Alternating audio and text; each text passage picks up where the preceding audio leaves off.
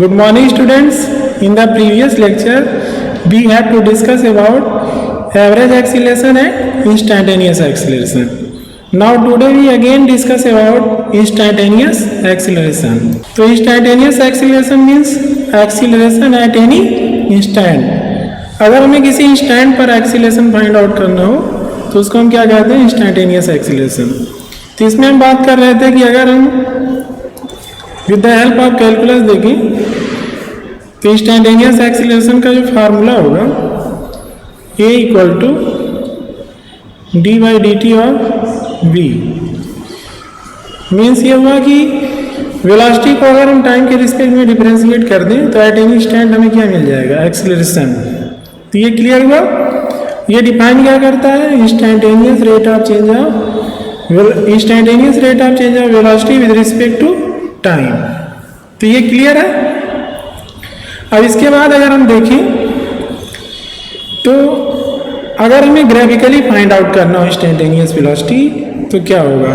तो instantaneous velocity अगर हमें निकालना हो एट एनी इंस्टेंट तो इसके लिए हम क्या करते हैं, slope of tangent to the VT curve. Slope of tangent to the VT curve gives instantaneous acceleration. जैसे इसके पहले हम इंस्टेंटेनियस वेलोसिटी पढ़े हैं तो वहाँ पे हम क्या करते थे, slope of tangent to the XT curve. तो यहाँ एक चीज़ हम ध्यान देंगे, slope of tangent to the XT curve क्या देता है, इंस्टेंटेनियस वेलोसिटी. और slope of tangent to the VT curve क्या देता है, इंस्टेंटेनियस एक्सीलरेशन. अब इसके बाद अगर हम देखें तो इसके पहले हम पढ़ चुके हैं कि वेलोसिटी जो होती है पॉजिटिव भी होती है, नेगेटिव भी होती है या फिर जीरो होती है. और ये भी हमने पढ़ा है कि वेलोसिटी क्या है, वेक्टर क्वांटिटी है. तो like velocity acceleration is also a vector quantity.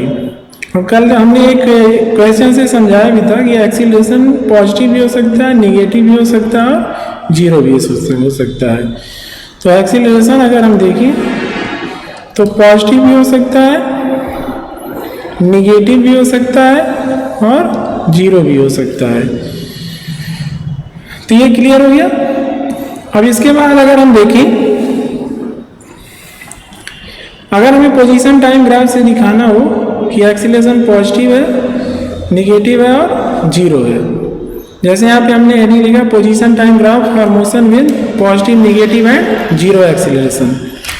तो ये क्लियर है. अब यहाँ पे अगर हमें ड्रा करना हो, हमें दिखाना हो पोजीशन टाइम ग्राफ में पॉजिटिव एक्सीलरेशन, तो ये जैसे फर्स्ट ग्राफ जो अगर हम देखें तो यहाँ पर अगर हम देखें, यहाँ पे अगर हम एक टेंजेंट ड्रा करें तो यहाँ पे अगर हम देखें थीटा क्या आ रहा है.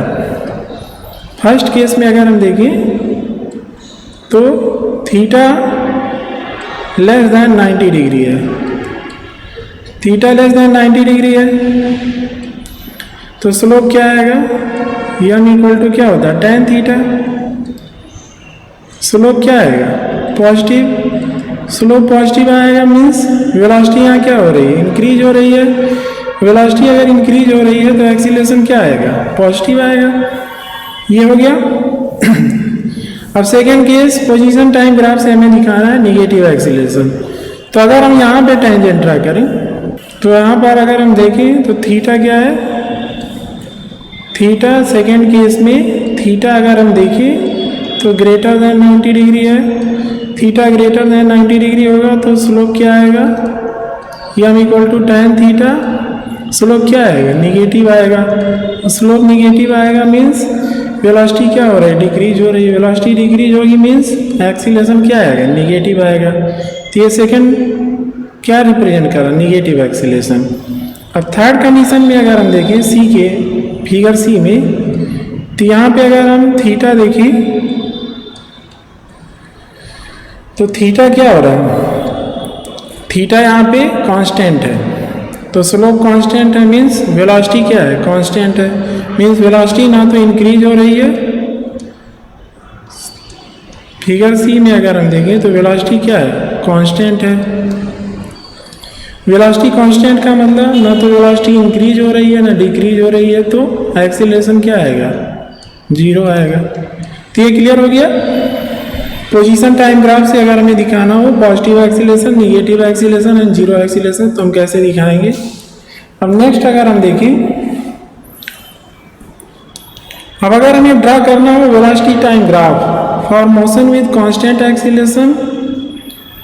अब ये अगर इस चैप्टर में हम देखें, अगर हम जनरली देखें तो एक्सीलरेशन क्या होता है, टाइम के साथ वेरी करता है, लेकिन इस चैप्टर में हम मोशन की जो स्टडी करेंगे विद कांस्टेंट एक्सीलरेशन। यहाँ एक चीज़ हम ध्यान रखेंगे कि हम एक्सीलरेशन को क्या रखेंगे इस चैप्टर में, कांस्टेंट रखेंगे। मोशन की स्टडी करेंगे लेकिन विद कांस्टेंट एक्सीलरेशन। और जनरली क्या होता है, जनरली अगर हम देखें तो एक्सीलरेशन टाइम के साथ वेरी करता है। तो अगर हमें वेलोसिटी टाइम ग्राफ ड्रा करना हो for motion with constant acceleration, यहाँ देखो एक्सीलरेशन हम क्या ले रहे हैं, कांस्टेंट। फर्स्ट कंडीशन क्या है, an object is moving in A positive direction with A positive acceleration. तो इसके लिए हम एक एग्जांपल ले सकते हैं। सपोज दैट कि कोई ऑब्जेक्ट है वो एक पॉजिटिव एक्स एक्सिस के अलॉन्ग मूव कर रहा है, तो पॉजिटिव एक्स एक्सिस के अलॉन्ग मूव करेगा तो डायरेक्शन क्या हो जाएगा, पॉजिटिव हो जाएगा। और वेलोसिटी अगर इंक्रीज हो रही है तो एक्सीलरेशन क्या आएगा, पॉजिटिव आएगा। जैसे अगर हम देखें यहाँ पे ये जो ग्राफ है ये क्या रिप्रेजेंट कर रहा है, positive direction with positive acceleration. कैसे, इसकी इनिशियल वेलोसिटी v नॉट है और फाइनल वेलोसिटी क्या है, v है। तो यहाँ अगर हम देखें तो डायरेक्शन भी पॉजिटिव है और वेलोसिटी भी क्या हो रही है, यूनिफॉर्मली इंक्रीज हो रही है। तो यूनिफॉर्मली इंक्रीज होगी तो क्या आएगा, एक्सीलरेशन कांस्टेंट आएगा और पॉजिटिव भी आएगा। तो ये क्लियर हुआ। अब नेक्स्ट अगर हम देखें, हमें पोजीशन टाइम ग्राफ हमें दिखाना है velocity time graph for an object moving in positive direction with A negative acceleration. तो कोई आप इसके लिए हम एक एग्जांपल ले सकते हैं। सपोज दैट कि कोई ऑब्जेक्ट है वो पॉजिटिव एक्स एक्सिस के लॉन्ग मूव कर रहा है विद यूनिफॉर्मली डिक्रीजिंग वेलोसिटी।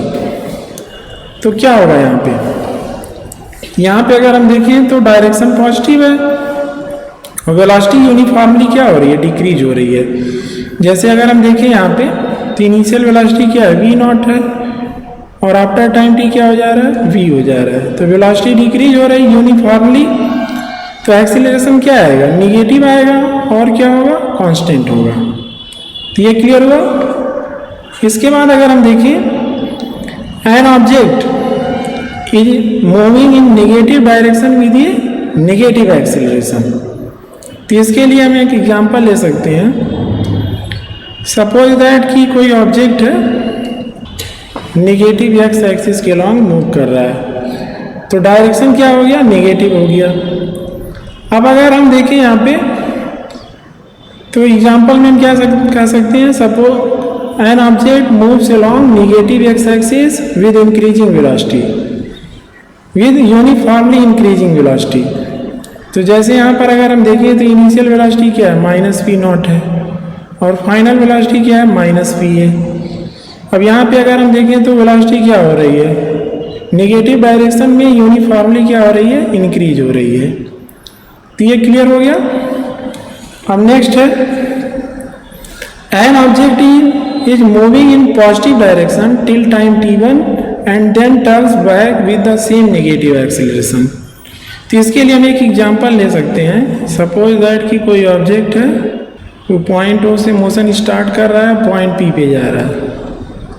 तो कोई ऑब्जेक्ट है वो मूव, तो यहाँ पर अगर हम देखें तो स्टार्टिंग में जो डायरेक्शन है वो क्या है, पॉजिटिव है। सपोज दैट कि कोई ऑब्जेक्ट है पॉइंट ओ से पॉइंट पी पे जा रहा है, तो अभी डायरेक्शन क्या है, पॉजिटिव है और कंडीशन क्या है, विद यूनिफॉर्मली डिक्रीजिंग वेलोसिटी। कब तक, टाइम t1 तक। जैसे यहाँ अगर हम देखें तो इनिशियल वेलोसिटी क्या है, v नॉट है और यहाँ पे क्या हो रहा है, वेलोसिटी क्या हो रही है, यूनिफॉर्मली डिक्रीज हो रही है। यूनिफॉर्मली डिक्रीज होगी तो एक्सीलरेशन क्या होगा, निगेटिव होगा और एक्सीलरेशन कांस्टेंट होगा, लेकिन कब तक, टाइम t1 तक। उसके बाद क्या हो रहा है, पॉइंट P से ये फिर टर्न बैक हो जा रहा है, फिर किधर जा रहा है, टुवर्ड्स O। तो डायरेक्शन अब क्या हो गया, निगेटिव हो गया। लेकिन अगर हम यहाँ देखें तो डायरेक्शन निगेटिव हो गया और moving with same negative acceleration. O से पी जिस एक्सीलरेशन से जा रहा था उसी एक्सीलरेशन से फिर बैक हो गया। तो मीन्स हम कह सकते हैं an object moves from O to P with uniformly decreasing velocity या with negative acceleration and till time t1 and turns back with the same negative acceleration. तो इसीलिए टाइम t1 के बाद अगर हम देखें तो सेम नेगेटिव एक्सीलरेशन हमें यहाँ पे मिल रहा है। तो ये क्लियर हुआ। इसके बाद अगर हम देखें तो नेक्स्ट है होमवर्क। यहाँ पे क्या गिवन है, the displacement of a particle along x axis is given by x equal to 3 + 8t + 7t square. ये क्या है, 7t स्क्वायर। हमें क्या फाइंड आउट करना है, वेलोसिटी एंड एक्सीलरेशन। तो पहले हम क्या करेंगे, पोजीशन गिवन है, टाइम के रिस्पेक्ट में डिफरेंशिएट कर देंगे तो वेलोसिटी आ जाएगा। v इक्वल टू क्या होता है, d/dt ऑफ x। और फिर जब वेलोसिटी फाइंड आउट हो जाएगा तो टाइम के रिस्पेक्ट में हम वेलोसिटी को क्या करेंगे, डिफरेंशिएट कर देंगे।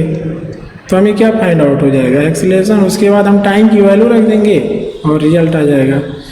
तो अगर कोई प्रॉब्लम होगा तो हम इस पर डिस्कस करेंगे। Okay, thank you.